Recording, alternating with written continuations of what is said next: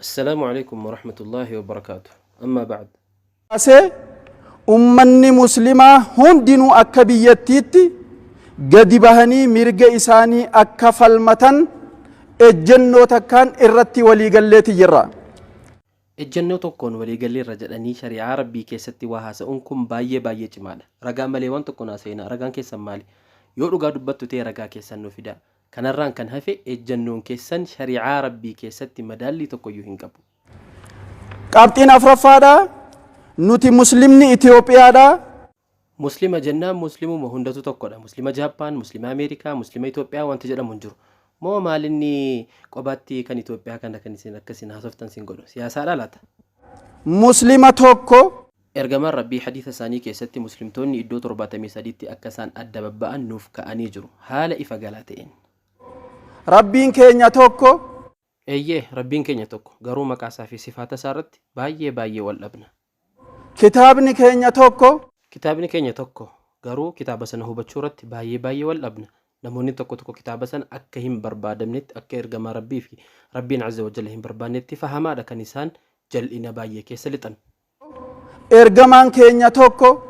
Dhugaa dubbatte ergamaan keenya tokko garuu muslimtoota kana keessaati namni sunnaa ergamaa rabbii jala sallallahu alaihi wasallam deemu baay'ee xiqqoodha. Qiblaan keenya tokko waan taaneef jecha. Nutti himee qiblaan keenya tokko waan ta'eef jecha maal haa goonu? Waasil Allah yahdiik. Maqaadhaan suufiyyaa, salafiyyaa akka barbaaddanitti haasa'uu hin dandeessu. Garuu salafiyyaa jechuun hin danda'amu jechuu kana eessaa fiddan? Diiniin akkasumaan ejjennoo fudhanneerra jechuudha waan murtaa'u isinitti fakkaate moo Sheekh al-Islaam ibn Taymiyyah irraati rahimahullahu tabaaraka wa ta'ala kaasee ammaatti warri jiran ulamoonni hin danda'ama jechaa kan dhufan Sheekh ibn Uthaymiin, Sheekh ibn Baaz, Sheekh al-Fawzaan ulamoonni keenya guguddaa kun hin danda'ama kan isaan jedhan ragaa ilaalanii sin har'a eessaa dhuftanidha kan isin kana nuuf fiddan.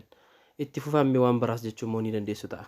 Wahaabiyya ja'amee nu qoqqooduun kun Suufiyaanis salafiyaanis eenyu akka isaan ta'an beekna. Wahabiyyaa jechuun moo warra kamii? Moo isinis akkuma warra suufiyyaa wahabiyyaa jechuu jalqabdan? Nuuf gahee akka nurraa dhaabbatu. Kan nuti addaan baanu aqiidaanidha yaa jamaa'at al-khayr.